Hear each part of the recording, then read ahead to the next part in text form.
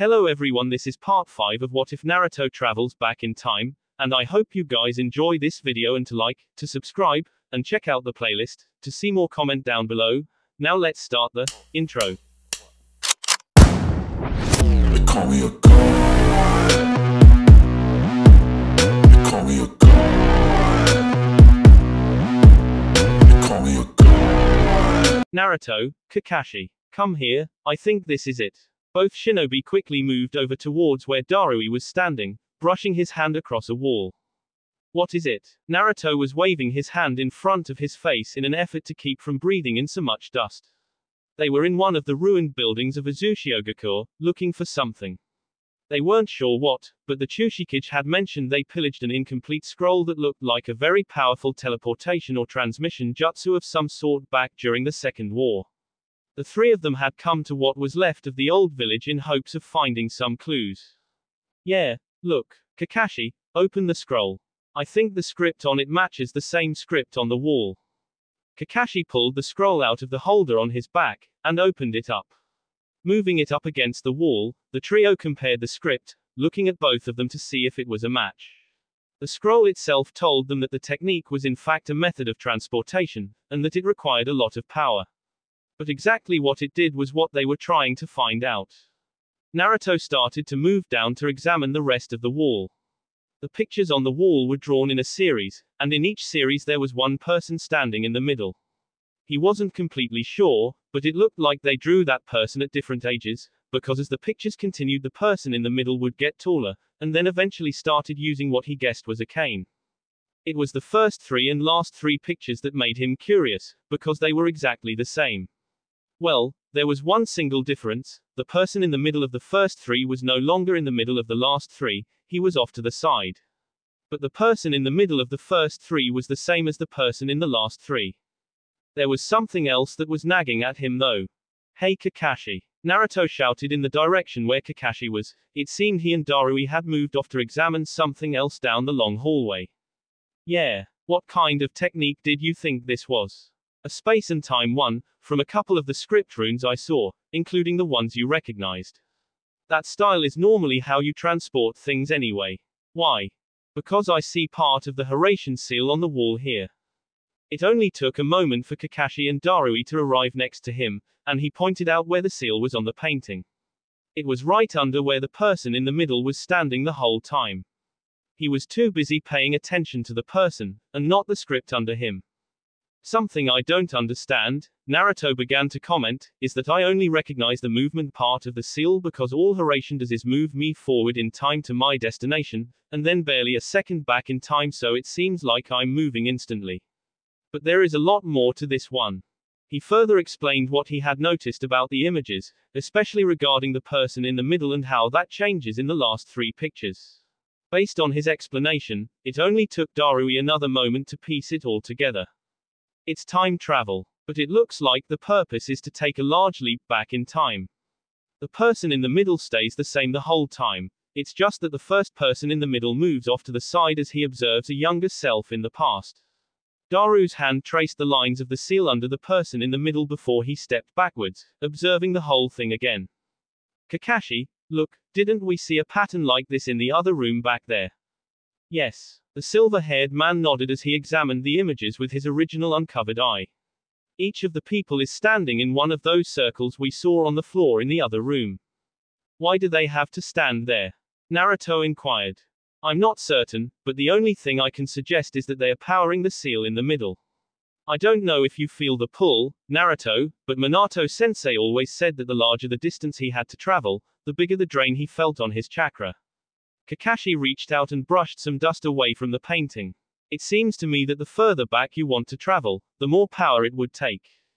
Naruto idly scratched at his stomach as he continued looking at the figure standing in the middle, and the seal under it. He stood completely still for a second as his eyes appeared to glaze over, before turning his head to look at the other two. Hey, Kurama wants to know how far back you think we can go if we were to use the chakra of a Biju. Kakashi and Darui looked at each other in shock before looking back at Naruto. It was Kakashi who answered, though. Probably quite a few years. The remaining 3 days of their assignment were uneventful, at least if the moment they found the group of Nukanen wasn't counted.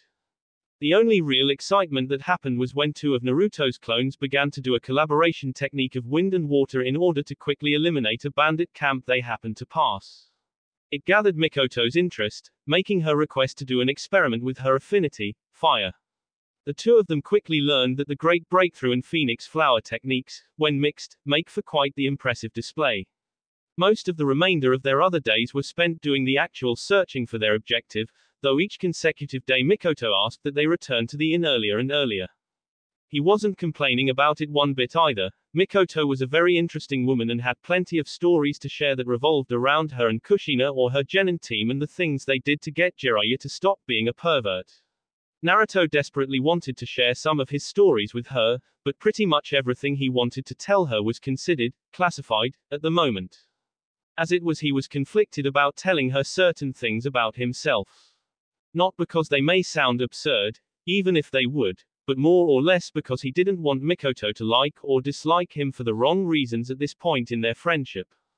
At one point he finally used Sage Mode to pinpoint the location of the Nukenon, and explaining that was a stretch without giving too much away. He had to chalk it up to simply being a special sensory technique, though Mikoto didn't look terribly convinced. He managed to escape too many more questions by promising to explain it in a little more detail once they were no longer on a mission. With everything that was likely to happen upon their return to Konoha, he was counting on her forgetting about it until he was legitimately able to tell her everything. He considered himself lucky that she didn't have her Sharingan active when he was using it, or she would have noticed something different about his chakra. He'd heard plenty of stories about how the Uchiha used to be, and was relieved that his beliefs about Mikoto were true. She was one of the more polite ones that didn't activate her Sharingan on allies. Their second night in the same room was nearly a repeat of the first, though Mikoto simply stared at him until he climbed onto the bed. She had started up the conversation this time, asking how he felt about clan life. Being honest, he had no real opinion because when he was made aware of what clan actually meant, the Uzumaki clan was already gone. She pretty much informed him that she'd teach him everything he needed to know if he was willing to learn. He somewhat jokingly asked if that was a sort of proposal, to which she didn't say or respond to anything else that night, but simply held tightly onto his hand until she fell asleep. The third night was her asking him about some of the missions he had when he was working for the Hokage. He stressed that there wasn't much he could talk about, but ventured back to some missions that he hoped she wouldn't know didn't happen. Well, they did for him in the future, but not in her past. Once again he had to skirt the full truth until he was free to tell her everything, assuming they got to that point, but for now she seemed to accept what she heard, even with the oohs and ahs in all the appropriate places. Naruto stopped musing about the past couple of days as he finished with his shower, thinking that they had gotten closer, but not that much closer. Relationships don't form out of a vacuum, though they had both definitely made large strides in getting to know each other. He chuckled to himself as he shut off the water. It was still hard to not think of the woman in the other room as Sasuke's and Itachi's mother. At least as the days had been passing, that thought popped into his head less and less. After getting dried off and dressed, he pondered what they would discuss during their last night here, alone. They had found the targets yesterday, and Naruto had several clones keeping watch just in case they moved. Their plan was to take him out on the way back home tomorrow. Thinking of home, the blonde had no idea what kind of work was waiting for him back in Konoha, not to mention thoughts of how people would react once word of Mikoto's broken engagement spread through the hidden village. Hopefully it wouldn't get blown all out of proportion, but knowing what he knew of the village from his time, it was highly unlikely. There were too many gossip mongers. His thoughts ceased abruptly upon his exit of the restroom, however, when he noticed that Mikoto was standing right outside the door, obviously waiting for him. Not only that, but she had changed out of the shinobi clothes she had worn for the past nights, and had actually changed into something resembling sleepwear. It was very reserved sleepwear, granted, with dark cloth long pants and a button-down shirt, but it wasn't nearly as loosely worn as her shinobi gear. The thought, female, was very firmly etched into his mind as he stared at her. All in all, it painted a very pretty picture. The fact that she was standing there, looking very demure, wasn't helping Naruto's brain to restart any faster, either. Sasuke who? How does it look? The blonde's mouth opened and closed a few times before he shook his head and grinned. Reboot successful. Very nice. I'm flattered that you'll let me see you wearing that. Mikoto blushed, looking away and fidgeting ever so slightly, but didn't say anything further. Naruto watched as she grabbed at the lower hem of the shirt and twisted it about. Any potential thoughts of arousal from seeing her before were completely banished from his mind as he suddenly realized that she had probably no idea what to expect, obviously having never been in a relationship. In a short, painful twinge he was also reminded of Hinata, who he found out had liked him for a very long time but had no sympathetic figure to tell her what to do about it. Then she almost had to get herself killed in order to work up the nerve to tell him. Definitely not one of his better memories about the girl. In a strange twist, a part of him wanted to blame his mother for having found his father so early, and being too happy with her own life to pay attention to her friend, but that would be very unfair. By the time she was likely old enough to understand that Mikoto wasn't happy, it would have been too late. Besides that, she had already been dealt a huge blow by the loss of Uzushiogakure, a rough childhood, and an attempted kidnapping. Add being a Jinchuriki on top of that, and it was highly likely that she was trying to only focus on the good things in life right now. Sighing, Naruto stepped forward, apparently startling Mikoto as she went rigid and looked up at him sharply. He tried to keep his expression sympathetic and passive as he offered his hand to her. Mikoto-chan. Ha. She looked in confusion between his face and the hand that he was offering. One of her hands had already lifted a bit as if to take his, but had stopped halfway. Take my hand. Come sit with me. Let's talk for a bit. He tried to sound confident, and in his opinion he managed to pull it off. Never mind the fact that his heartbeat was rapidly starting to increase when he thought about how much the future may potentially change in these next few minutes. Looking down and nodding once, Mikoto had immediately latched onto his offered hand, which he quickly noted felt a little cold and clammy. She probably thought he was going to pull her over to the bed, but once they walked past it and headed for the only chair in the room, he almost felt like he was pulling her along instead of her following willingly. Trying to ignore it, he sat down in the only chair in the room. Luckily it was a larger one and was plenty comfortable, if a bit low to the ground. He carefully pulled Mikoto down onto his lap to sit sideways, only for her to let out a brief startled yelp and become stiff as a board, looking anywhere and everywhere but at him. She had released his hand, but Naruto responded by wrapping his arms around her waist as she tried to literally scramble away. Mikoto-chan. Mikoto-chan, calm down, please. His protests didn't do much at first, though when she probably realized he wasn't just going to let go, but at least not do anything further with her, she finally began to settle down. She didn't relax, though, and he could feel her trembling slightly under his hold. Guilt was starting to creep into his mind. He was sincerely hoping that she was a little more comfortable with him by this point. Even if they had only gotten to know each other much more closely over these past few days, they had known each other and been at least acquaintances, if not distant friends and sparring partners, for a few months. Even when he tried to look at her, she made sure she was looking away. Biting back a sigh, he settled for looking at the back of her head with a frown on his face. What's wrong? You're acting nothing like the woman I remember, the one I went hunting for Nukanon with, or the one I spar with.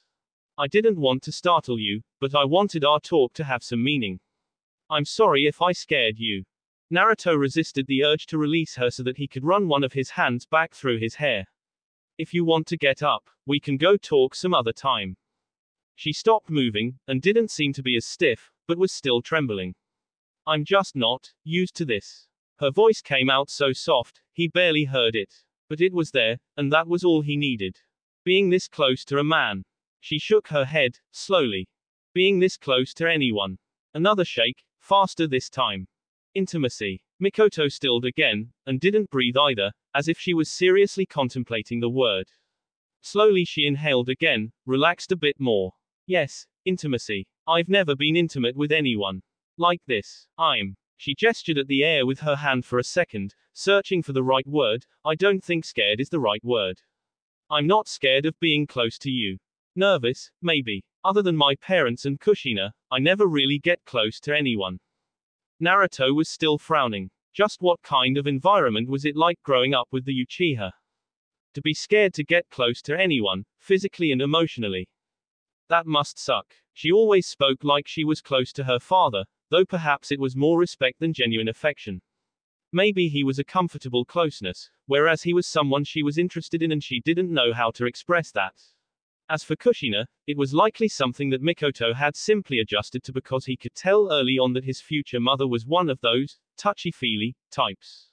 The fact that Kushina was female probably kept Mikoto from having issues as well. The blonde relaxed his grip on his partner, silently hoping that she wouldn't bolt from his lap. He nearly sighed in relief when she didn't, so he let one arm go slack while his other moved up to slowly rub her arm. We can just stay like this, until you're comfortable then. Mikoto nodded slowly, and they sat there in silence with him slowly rubbing her arm for a few minutes. Gradually her trembling stopped, and she was no longer completely stiff either. Eventually she even leaned her shoulder against his chest, slightly. Naruto was a little surprised, but chose not to comment, as he didn't want to completely ruin her comfort level with any jokes. It wasn't until he felt that she was completely calm that he decided to ask how she was doing. What I had planned to talk about might be difficult for you to talk about if you're uncomfortable. Did you just want to call it a night? We can try to wake up early tomorrow, unless you want to call off the whole thing we had planned on. Mikoto stiffened for barely a moment before faintly shaking her head. No, I want to talk to you about anything, everything. Okay, I guess I'll start then. Does Fugaku treat you well? He knew it was a bit of a bomb to drop, but it was better to start off big than worry about the small things in discussions like this.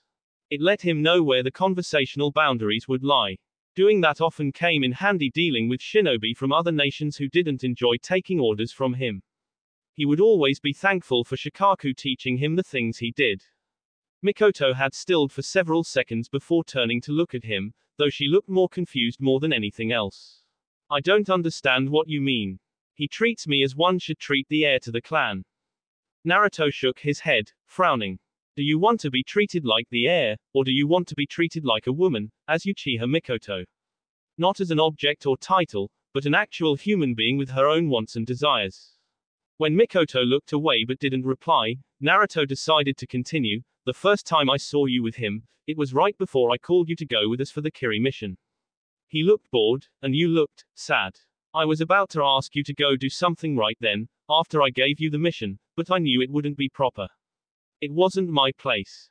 Though I guess if I knew then what I know now, perhaps I should have taken that chance, huh? Naruto only meant it as a half-hearted joke, but the small smile he got to see on her face was definitely worth it. I don't think it would have changed anything, honestly. At least, not then. Mikoto pursed her lips, thinking carefully. But I would have appreciated the offer, I'm sure. Naruto couldn't help but smile at that, and finally decided it was time for him to release his hold around her waist with his other arm and lean back. Mikoto was briefly startled by this adjustment, but then seemed to muster her courage, or whatever it was she needed, and leaned to her side, against his chest again. Then, surprising him, she leaned her head forward so that her forehead rested very lightly against his jaw.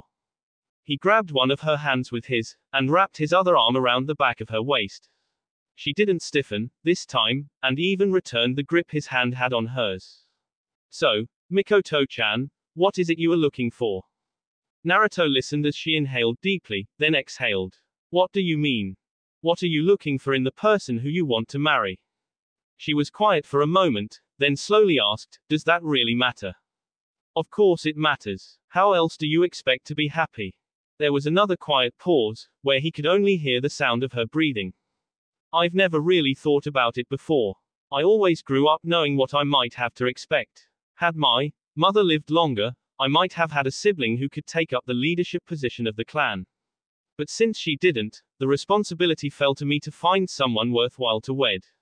I can say now that it wasn't exactly what I wanted, but in a clan like the Uchiha, certain responsibilities must be upheld. Naruto felt horrible listening to that.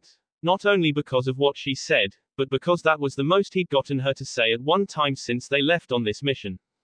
Okay, well, just forget about all that. I'm sure when you were a young girl you had dreams, right? Mikoto sighed. I hardly think those matter, now. I think they are important. Right now, that should matter to you. Tell me, did you ever have those dreams about a prince coming to rescue you?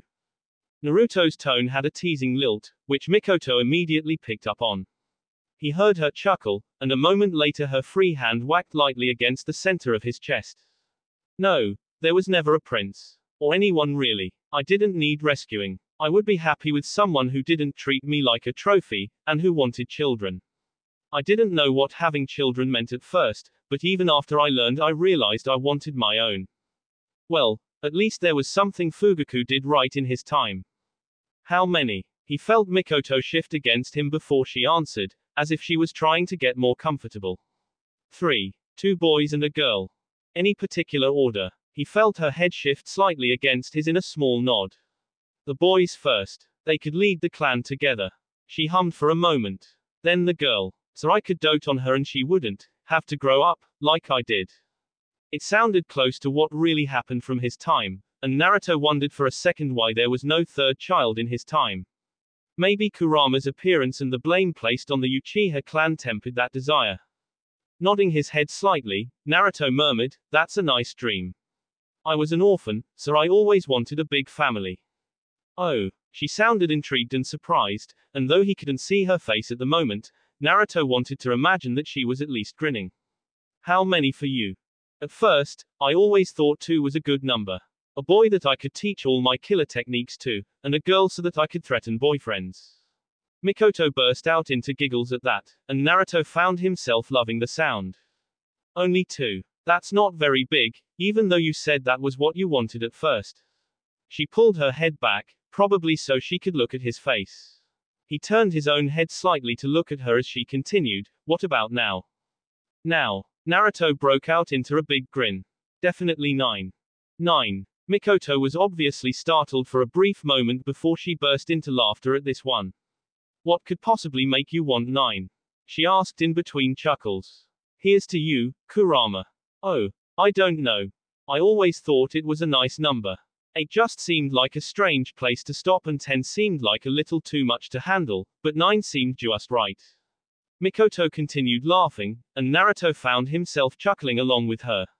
In a surprising move, he felt one of her arms snake over his shoulders, behind his neck. He turned his head to look at her, obviously surprised at this action, only to see her head resting against his shoulder as she looked content. "I'm surprised." He gestured at her arm. "You seemed like a nervous wreck barely a few minutes ago." She shrugged her shoulder that wasn't resting against him. "I'm comfortable. I've never done this myself, but I've seen other people do things similar. It wasn't too hard to copy." He grinned. "Didn't need to use the Sharingan for it."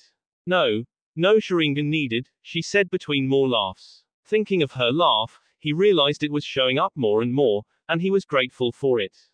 She had laughed more today than he had ever heard her laugh in the months he had known her. That was a scary thought, because he thought Kushina and Taichi were both pretty funny. Minato wasn't a slouch either, but he didn't try to make people laugh like the other 2 did.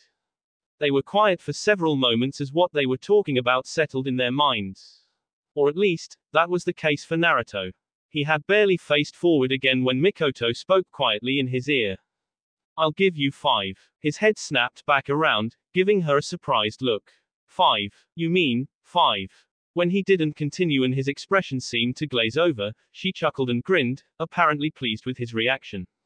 "Yes. I've been in pain before, but I've heard childbirth is on an entirely different level. Assuming my health holds up, I'll promise you 5. If I can handle it, then perhaps." Her voice trailed off, and for a moment she offered him a teasing smile which he would literally kill to see again. "Perhaps I can manage 9. Naruto was flabbergasted for barely a second before giving her a shallow smile and shaking his head. "I just like the number 9. That seems like too much to put you through, and I wouldn't expect you to go through with that. Nor even 5, really." Mikoto released the hold she had on his other hand and brought her other hand up, now clasping them both behind his neck. "Naruto, how many do you really want? Be serious, please." While part of him felt that a talk like this was all a bit premature. They were talking about children but hadn't even kissed yet. Somewhere along the line they got the order in which things were supposed to be done all wrong. He knew he was often considered unpredictable, but this was just getting ridiculous. Grumbling to himself in his mind, he remembered that she was still waiting for an answer. It was the same answer he was prepared to tell Sakura once upon a time when he was still an optimist about the war, and perhaps even tease Kuretsuki with one day if that had ever gotten anywhere beyond looking at each other with smoldering eyes. Pushing the past out of his mind, he stared at Mikoto and clearly said, "As many as you'd be willing to give me." The moment he said that, he couldn't tell for sure but something just seemed to click in Mikoto's eyes, and her entire demeanor changed. He felt her hands move from holding each other to literally grabbing the hair on the back of his head. Her entire body pressed firmly into his, and her hands held his head steady so that she could look directly into his eyes. "Naruto, help me break the contract." The blonde was quiet for a moment, staring into Mikoto's dark eyes. Moving his hand up, he rested it against her cheek, and wasn't surprised at all when her head tilted against it ever so slightly. But still she kept her eyes locked on his. "Are you completely sure about this? I'm going to warn you again. I have a lot of secrets." Her responding question was immediate: will any of them harm Konoha or the Uchiha clan? Naruto's reply was almost as fast: not in the slightest. But other than that, I also can't promise I'd be the best father material. I mean, I didn't exactly have any parents to raise me. Having Kushina as a little sister hasn't been easy these past couple months either. I mean, can you imagine her as an aunt? I can barely handle her now.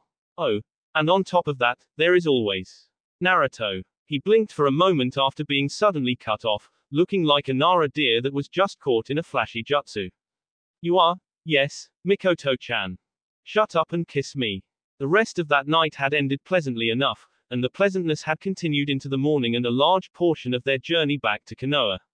While she was obviously not experienced in any way at all when it came to doing anything of a romantic or sexual nature with the opposite gender, he was greatly enjoying her expressions and attitude as it changed into what many would consider a giggling schoolgirl. She was full of laughs and smiles the entire journey back, only putting on the business face once they got closer to the gate. The hardest thing for her to handle upon their arrival was finding out that he was summoned immediately to go talk to the Hokage, but a quick hug and a few whispered words of encouragement must have helped, because she couldn't hide the small smile on her face as he disappeared. The visit to the Hokage's office was a quick one. He simply reported that he had returned and that apparently both of his missions were successful. There was a nod, followed by a comment that the skirmishes were picking up in intensity and he should make sure he was in peak condition. That done, he quickly ventured to his office to find that there wasn't nearly as much paperwork to take care of as he had been thinking there would be. Either someone helped him out a bit or there really wasn't a lot that happened while he was gone. By the time he had nearly eliminated the pile on his desk, Naruto wasn't sure how much time had passed, but it must have been a lot since the sun was almost setting when there was a quick rapping noise on his door. It was the first time he had been disturbed all day, much to his surprise. "Come in." The door opened and Naruto looked up, raising an eyebrow when he saw his future father, Minato, enter the room. After exchanging greetings, the two of them simply stared at each other before the corner of Naruto's mouth started to twitch upwards. "Is there something you wanted?" Minato seemed hesitant to speak for some reason, but eventually shrugged and then rubbed the back of his neck as he chuckled, though it sounded half-hearted at best. "Yeah, sorry. I was just wondering, do you know what's up with Mikoto?" Naruto immediately dropped the scroll in his hands onto his desk and stood up. What happened to her?" The other blonde shook his head, now frowning outright, if not looking a little panicked. "I don't know. I was hoping you did. Kushina and I were just getting ready to go get dinner as she showed up at Kushina's apartment. She looked like she was both furious and about to burst into tears, but wouldn't tell me anything, so I still don't know what happened. I'm just glad to see that you don't seem to be the cause." Naruto wasted no time in grabbing his vest from the back of his chair. The rest of the work he needed to do could wait until tomorrow. "Well, I'm just as curious as you to find out what the cause is. Do you know where they are now?" Minato looked to be ready to jump into action as much as Naruto did, but was quickly shaking his head to the negative. "No idea. They have their spots where they go that I don't really bother looking for them." "Hey, come on Minato. Haven't you been curious? Where's your sense of adventure?"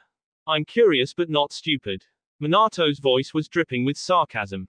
"You haven't seen what Kushina does to those who piss her off."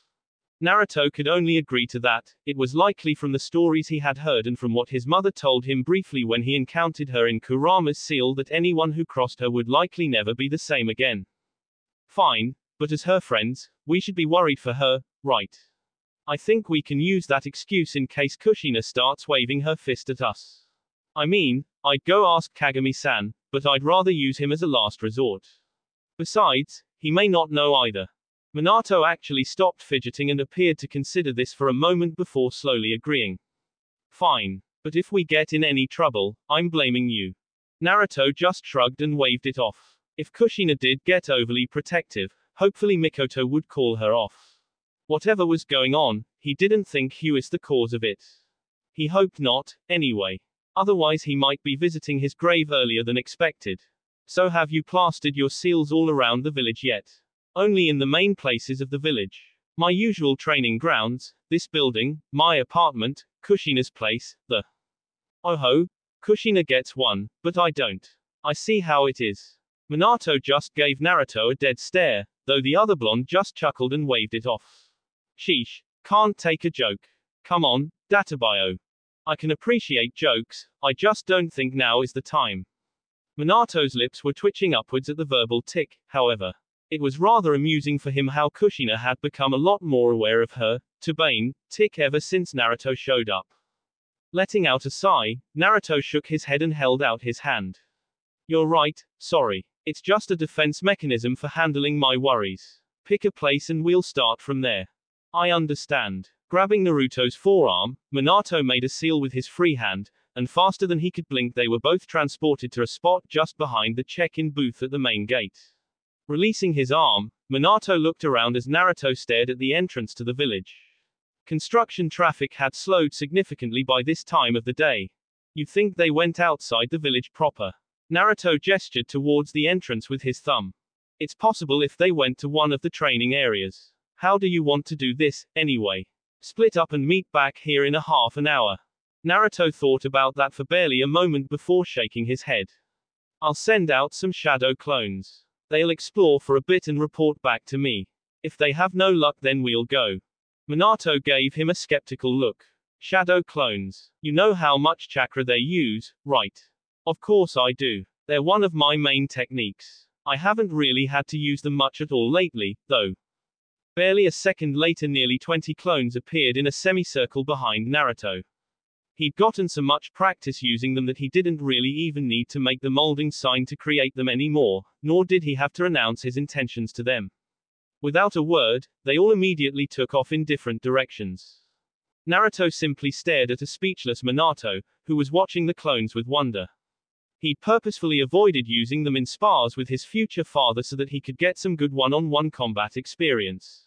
We'll give them about 15 minutes. If one of them dispels, I get the memories. If I get nothing from any of them, we'll use your plan. If we take too long they may just return to Kushina's or Mikoto's place anyway. What Naruto didn't say was that some of the clones would use Sage Mode to pinpoint their locations. Searching for Kurama, who was still sealed within Kushina, would be a walk in the park. He still had some of the Bijuu's chakra sealed within him, and he figured that he could use that to resonate with the same chakra sealed in Kushina. He'd never used this particular method of searching before since this was a rather unique situation, so he hoped that she would just chalk it up to being a quirk of his sensor ability when searching for someone, at least before thinking it was weird and deserved to be looked into. Considering he didn't know what was wrong with Mikoto, however, he was willing to risk Kushina finding out. He only heard Minato mumble something about that many clones before the other teen nodded and leaned back against the pole where he had placed the seal for his technique. Naruto had prepared for them to sit in silence for a bit, but was surprised when Minato asked him a question he had not been expecting. Can you teach me that? I'll teach you this other technique I'm working on. Naruto had to bite his tongue, immediately wanting to brag that he already knew Hiraishin and Rasengan, but forcefully pushed it down and away.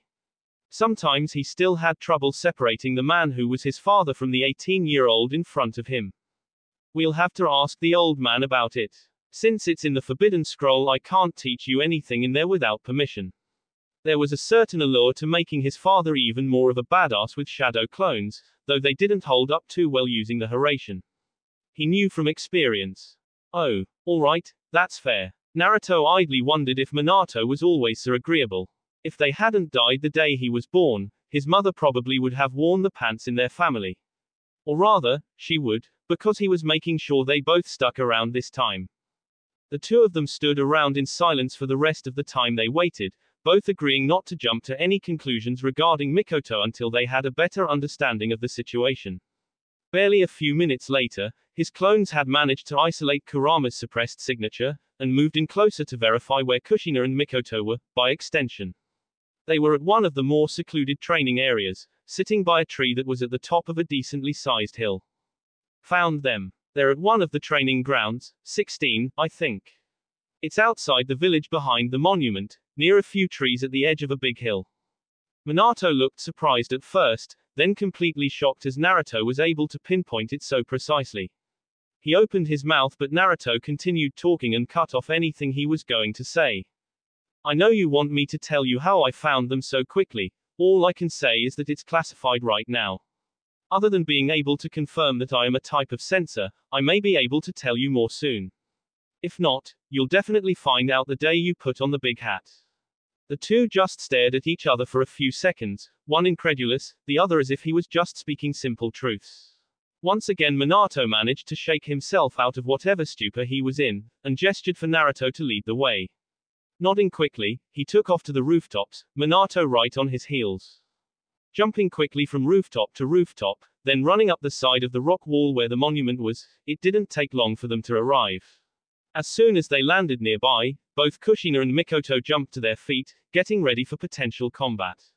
Mikoto's stance was aggressively wary, while Kushina's arms relaxed the moment she laid eyes on both of them. Her posture still screamed, "Stay back," however, so neither of the two males made any further steps towards the women. Minato. Naruto Anarchy. What? How did you find us?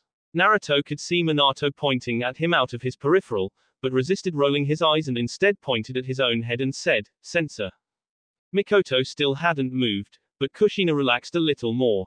I didn't know senses could pick out two specific chakra signatures amongst a densely populated village, Anarchy.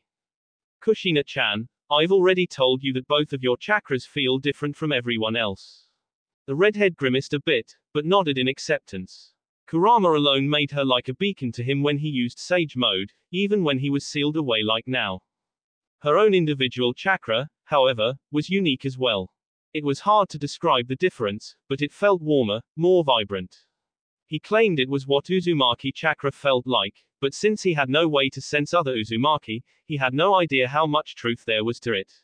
She seemed to accept it without complaint, though, so he let it stay that way. He vaguely recalled Karen mentioning something like that to him back when she was being interrogated in his time, but didn't really pay much attention to it back then. As for why we're here, Naruto jabbed his finger at Minato this time. This guy came and dragged me out of my office, worried about Mikoto-chan. Naruto listened with half an ear as Minato mumbled something about, "I don't drag," but tried to ignore it and continued speaking, so naturally I was worried as well, having just come back from a mission with a Mikoto-chan who seemed to be in fairly good spirits. Part of me was genuinely worried while another part of me was wondering if I did something, and if I did, how much I would need to protect myself in the event I was to be struck by feminine vengeance. Kushina hid her mouth behind one of her hands, likely to keep from smiling outright as she looked back at Mikoto. The raven-haired woman, meanwhile, had been watching Naruto talk, and appeared amused as she looked down towards the grass and shook her head. If anyone was going to say anything further, they held off as they watched Mikoto walk towards Naruto at a casual pace, and stop shortly in front of him. I was just getting ready to talk to Kushina about the contract, actually. Mikoto closed her eyes and took a deep breath before reopening them and continuing. "It's broken," she declared. Her words brought out an quiet, "Huh," from Kushina, while Minato simply remained silent and looked back and forth between the other two. Did it all end okay? Mikoto looked down at the ground again, and sighed, yes, though for a little while it was difficult. Naruto hummed for a moment, watching the woman in front of him. She seemed to be opening up a little, though he had no idea what she and Kushina had discussed so far.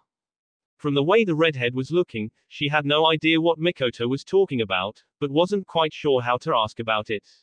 So she was settling for watching them like a hawk instead. Minato was still standing there too, with his arms crossed over his chest. It was getting pretty dark out, but Minato's ice blue eyes seemed to be able to reflect what little light there was to the point they appeared to be glowing. He idly wondered if his own eyes did that. There were more important things to worry about right now though. Did you want to talk about it?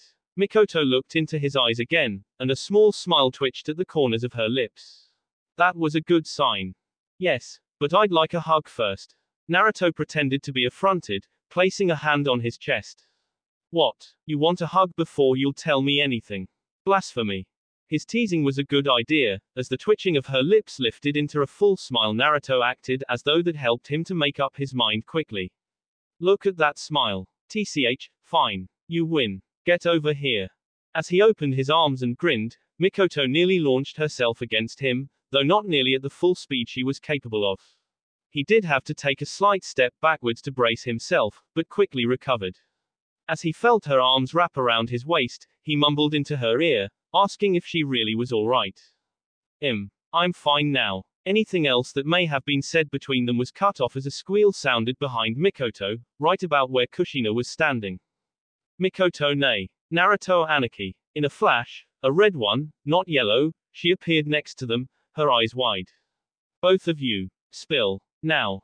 Mikoto released Naruto first, stepping back slightly, and turned to look at her longtime friend. Naruto helped me break the contract I was in. Kushina raised a hand to her mouth again as she gasped, while Minato moved over a bit and continued the pseudo-interrogation. How did that happen? I mean, I knew you weren't into contracts and all that, but I didn't think an Uchiha contract could be broken. Mikoto strongly shook her head negatively, her long ponytail whipping back and forth. There are ways it can be broken, but most of them revolve around death or something else bad happening. The easiest way was for me to have someone else's chakra residue in mine when I went to place my chakra in the seal I told you about. If it was an enemy's that would be one thing, but as it is the chakra of a fellow leaf nin who isn't a medic. As Mikoto's voice trailed off, Minato's eyes widened, immediately understanding. Kushina, on the other hand, didn't look as though she quite understood. Apparently Mikoto was used to explaining things of this manner, as she didn't even wait for the question to come before she started answering it. It means that we had to do a lot of, kissing, so that his chakra would be absorbed into mine. Apparently Naruto has very strong chakra, because it gave a reading like if we had, you know. His chakra had completely melded with mine, pretty much over 90% of my body. She turned a curious eye to the blonde, who merely grinned and shrugged. Kushina was standing there, starry-eyed now as she looked between the two of them, while Minato was smiling in a more resigned way and rubbing at his forehead. Naruto was pretty sure that Mikoto was likely blushing crimson by now, but it was dark enough that he couldn't really tell. He chuckled, and tried to get some of the attention off of her. Sorry, it must have made it awkward for you. The strained smile that Mikoto gave him immediately silenced any further laughter that would have escaped him, and nearly made him regret his attempt. It was difficult, for a little while. Fugaku said some things that I did not appreciate. I almost attacked him before my father stopped me and sent me to Kushina, saying he would take care of things. Naruto winced at that, but before he could say anything, Mikoto grabbed his hand and gave it a squeeze. We can talk about it later. I don't want to dwell on it right now. I just want to spend time with my friends. Well, we can do that. Right guys. Kushina quickly nodded, and moved up to grab Mikoto's other hand, sending questions about how it all happened at a mile a minute. Minato, on the other hand, moved over closer to Naruto's side, while aiming where Naruto and Mikoto's hands were still connected. You do realize that I've known Mikoto since I was 9, right? Naruto nodded, slowly. So she's like a sister to me in every way but blood. I don't know what's going on, but if you hurt her. Minato wasn't trying to look menacing, but he didn't have to. His voice conveyed enough. Before Naruto could agree or disagree, not that he ever would, Mikoto's voice cut in. While I appreciate it, I can handle myself, Minato. If there is anyone that I would rather you beat up, it is Fugaku. Just point me in the right direction, Kushina growled. She made a motion of rolling up imaginary sleeves and looking ready to kill. Mikoto offered an unladylike snort and rolled her eyes, gave Naruto's hand another squeeze, and immediately turned her focus back to Kushina. None of us will be doing anything. My father will be handling it. If necessary, I will think up a suitable revenge later. Kushina didn't look happy at that announcement, if the pout on her face was any indication. However, she did grudgingly nod, accepting what Mikoto said. Minato, on the other hand, simply looked relieved that Kushina wasn't going to go on a rampage. Now, I'm sorry I interrupted both of you earlier. You can go back to what you were doing. Thank you for coming with me, Kushina, even if we didn't talk for long.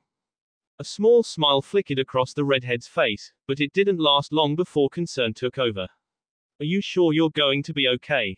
I'm sure Minato wouldn't mind if you came to dinner with us tonight. Naruto glanced at Minato, curious to see what kind of response he would have to this, but the other blonde's face showed he was nothing but concerned for Mikoto. Which made sense, considering they were genin teammates. It's fine, thank you. I need to talk to Naruto about a few things anyway. Fine, fine. Kushina waved one hand about, acting exasperated. I know when I'm not needed. But I will be hunting you down for details tomorrow, Mikoto ne. Count on it. Mikoto simply nodded, offering her best friend a little smile. Kushina grinned back, then grabbed Minato's arm and started forcefully dragging him away. He nearly stumbled, but quickly regained his balance and waved over his shoulder at the other two as he tried to keep pace with Kushina. Naruto waited until they were out of sight before saying anything. So, do you want to talk about it, or would you rather go get dinner? We should probably talk first, so this way I can stop you without having to jump over a table, Mikoto sighed. That bad, huh? He felt as Mikoto squeezed his hand that she was still holding. Honestly, it wasn't that bad at all, at least not until the very end. Fugaku didn't seem surprised that I had broken the contract, which just made me sad and believe he was only interested in me for my position anyway. I gather that many of the clan in the same room were thinking the same thing. I'm guessing your council wasn't that pleased. Mikoto snorted, a wry grin on her face. I would hardly call them a council, they're more like a bunch of old men that have nothing better to do now that they are retired. But no, they weren't pleased. Especially because my father did something similar when he wanted to marry my mother a little over 20 years ago. The grocery lady, right? He mentioned her. Yes, the grocery lady. Mikoto chuckled slightly, and moved closer to Naruto, wrapping her arm around his and pressing their sides together. Thanks to that, most of them immediately blamed my father for it, and are afraid that it has now started a precedent. Naruto hummed out a response, thinking it best to just let her talk for now. She must have appreciated it, because as Mikoto continued to speak she moved to grab one of his arms, pinning his bicep against her chest as they stood nearly shoulder to shoulder while looking at each other. They were just about the same height, so when Naruto had turned his head to look at her, he found himself staring right into her dark eyes. Fugaku was one of the first to leave. As he passed me, he said he felt shame for our clan, that the heir was so desperate she had to whore herself out to one of the Hokage's stooges. Naruto's first instinct was to storm off and go show Fugaku a thing or two about being a gentleman through the use of several pointy objects, but when trying to move it quickly became apparent that he wouldn't be going anywhere, at least not without Mikoto, or if he was willing to lose an arm. She was holding onto his arm from before rather fiercely now, and the way she was just staring at him led him to believe he wasn't going to be going anywhere. She already knew that what she said would set him off. It didn't take long for him to calm down after that. Are you sure you don't have the Sharingan already? Mikoto's voice was a whisper. Certain. Why? Your eyes flashed red for a moment there. It just made me wonder. As if he was trying to hide it after the fact, he closed his eyes and looked down. It's one of my special abilities. I'll tell you soon. I promise. Mikoto didn't look too happy at first, but then slowly nodded. She still didn't release his arm, though. I'm guessing you were planning on doing something about Fugaku. His eyes opened again, looking at her. Yes. Don't. Mikoto sighed. My father and his advisors will take care of him for saying what he shouldn't. Naruto couldn't help but frown. I don't like it, but if that's what you want. It is. Thank you for coming to my defense, though. The grip on his arm eased slightly, but not by much. The blonde felt his anger start to ebb away as he tried to put it out of his mind. He wouldn't forget, but he could ignore it. For now. Feeling a twinge in his stomach, he placed his free hand over it. Well, I don't know about you, but I'm hungry. I was stuck in my office all day and I wanted to get everything done before I ate. His current companion nodded slightly, giving him a small smile. I am too, now that you mention it. Want to stop by a restaurant? Mikoto hummed for a second, then shook her head. No, just something simple and filling would suffice. It's been a long day and I don't feel like going home to get changed.